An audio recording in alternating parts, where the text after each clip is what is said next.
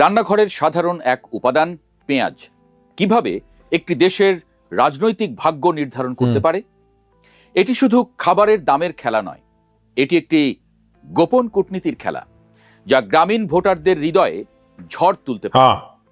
নির্বাচন তো হয়েই গেল, রোজার শুরুতে বাড়লেও পেঁয়াজের দাম কমেও গেছে, ইন্ডিয়া থেকে পেঁয়াজ আমদানিও হচ্ছে না। তাহলে এখন আবার पेंयाज कूटनीति व वोटरদের নিয়ে আলোচনা। अब ये देखें प्याज वाला जो फैसला है इंडिया का, किस तरह से आए रोज ये बांग्लादेश को ब्लैकमेल करते थे ऑनियन को लेकर के कि हम बांग्लादेश को प्याज नहीं देंगे, हम बांग्लादेश को सबक सिखाएंगे। लेकिन बांग्लादेश ने खुद से प्रोड्यूस करना शुरू कर दिया, बांग्लादेश खुद से प्याज की फसल लगाना शुरू कर दी। अब बांग्लादेश बहुत ही कम तादाद में प्याज लेता है, लेकिन सारा वो खुद ही प्रोड्यूस करता है। रमजानुल मुबारक में जरूरत पड़ती है, लेकिन इस बार वो भी बहुत कम पड़ी। अब जो वेस्ट बंगाल के और महाराष्ट्र के जो फार्मर हैं, किसान हैं, वो रो रहे हैं, मोदी जी के खिलाफ एहतजाज कर रहे हैं। प्याज के ट्रक भरे पड़े हैं, गले पड़े हैं, खराब हो गए हैं, और वो उनको कोस रहे हैं, गालियां दे रहे हैं।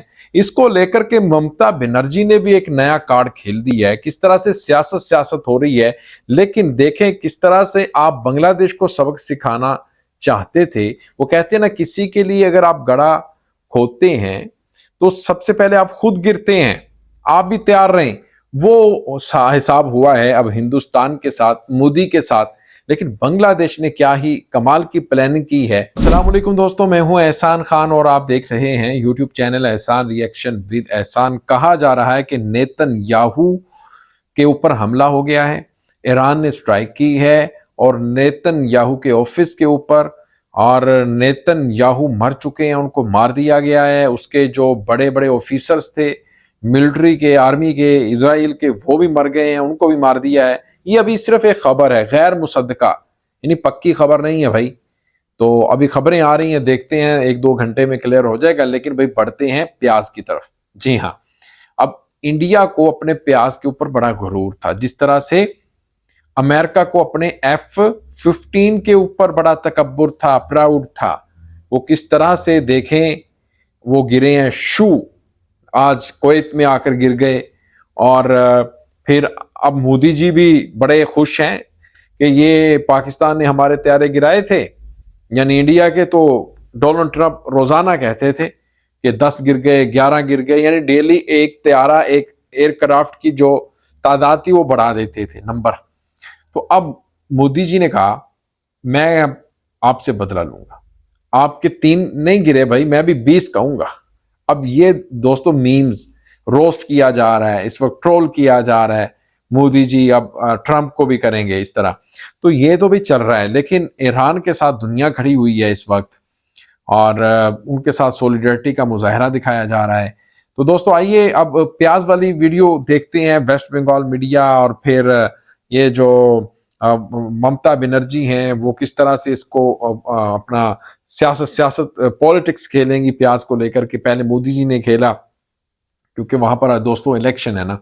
लेकिन वहां के जो किसान है, उनका प्रेशर है हुकूमत के ऊपर कि भाई हमारा प्याज सड़ गया, गल गया है, हम अब क्या करें, भूखे मर गए हैं, अब बांग्लादेश प्याज नहीं ले रहा। आप पहले उनको धमकाते हो, लेकिन जब वो प्याज नहीं लेते तो फिर आप हमारी मदद भी नहीं करते। आइए दोस्तों वीडियो देखेंगे, फिर हम इसके ऊपर बात भी करेंगे। जुड़े रहिएगा आखिर तक, इस वीडियो को जरूर देखिएगा। अगर अभी तक आपने हमारे यूट्यूब चैनल को सब्सक्राइब नहीं किया तो दोस्तों जल्दी से चैनल को भी सब्सक्राइब कर लें और बेल आइकन भी प्रेस कर दें।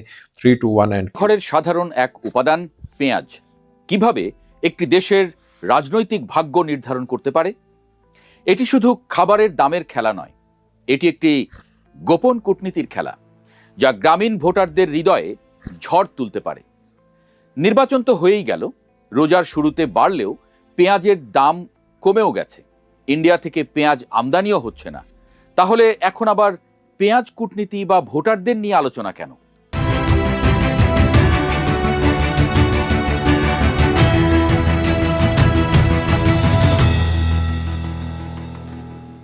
বাংলাদেশে পেঁয়াজের বার্ষিক চাহিদা প্রায় 30 থেকে 35 লক্ষ টন, কিন্তু দেশীয় উৎপাদন এখন চাহিদার চেয়ে বেশি। 2024-25 অর্থ বছরে উৎপাদন হয়েছে 44 লক্ষ টন, যা চাহিদার চেয়ে সারপ্লাস। তবুও ঐতিহাসিকভাবে আমরা নির্ভর করেছি আমদানির উপরে, বিশেষ করে ভারত থেকে। এখানেই শুরু হয় পেঁয়াজ কূটনীতি। ভারত যখন রপ্তানি নিষিদ্ধ করে তখন আমাদের বাজারে দাম আকাশ ছোঁয়া হয়ে যায়। কিন্তু 2025-26 সালে সব উল্টে গেছে। গত 1.5 বছরে ভারত থেকে আমদানি খুব কম। 25-26 অর্থ বছরের প্রথম 8 মাসে মাত্র 12,900 টন।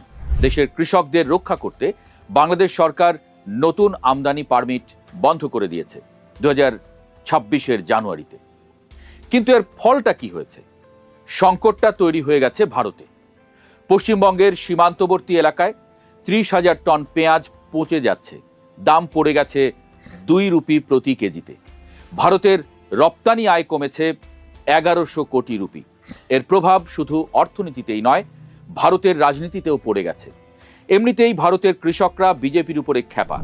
2024 সালেও নির্বাচনের আগে বিজেপির কৃষি বিলের বিরুদ্ধে দিল্লিতে ব্যাপক বিক্ষোভ করে পাঞ্জাব হরিয়ানার কৃষকরা।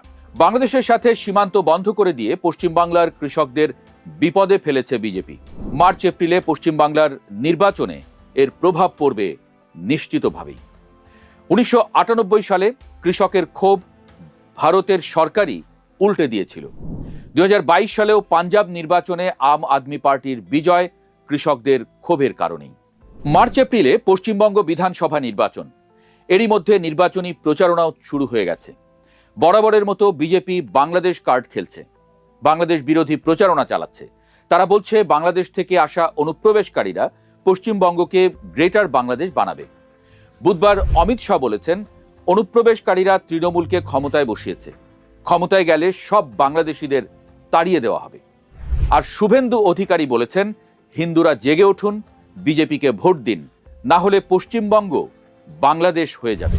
উল্টো দিকে তৃণমূল বাংলাদেশের সাথে ভালো সম্পর্কের কথা বলছে। বিজেপির কট্টর নীতির কারণে সীমান্ত বন্ধ হয়ে যাওয়ায় পশ্চিমবঙ্গের ব্যবসায়ী এবং কৃষকরা ক্ষতিগ্রস্ত হয়েছেন। শুধুমাত্র নিউ মার্কেটের ব্যবসায়ীদেরই শত শত কোটি রুপি ক্ষতি হয়েছে। 2023-24 অর্থ বছরে ভারত প্রায় 3,500 কোটি টাকার পেঁয়াজ বাংলাদেশে রপ্তানি করে। এবার तो রপ্তানি दोस्तों সুযোগ না आपने থাকায় ये কৃষকরা वीडियो কম देखी দামে है, পেঁয়াজ हजार हजार कोटी टका और किस तरह से कितनी बड़ी तादाद में जो प्याज है वो बांग्लादेश लेता था इंडिया से। और इंडिया के किसान भी बड़े खुश थे। फार्मर्स देखेंगे हमारा जो प्याज है साथ बॉर्डर पर ही चला जाता है, यानी बांग्लादेश में हमारा नेबर मुल्क है।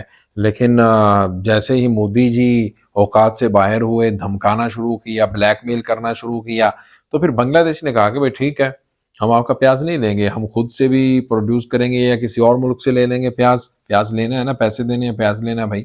आपके मतलब हम ब्लैकमेल में, आपकी ब्लैकमेलिंग में नहीं आएंगे ना। तो इसको लेकर के अब जो वहाँ के किसान हैं वो एहतजाज कर रहे हैं।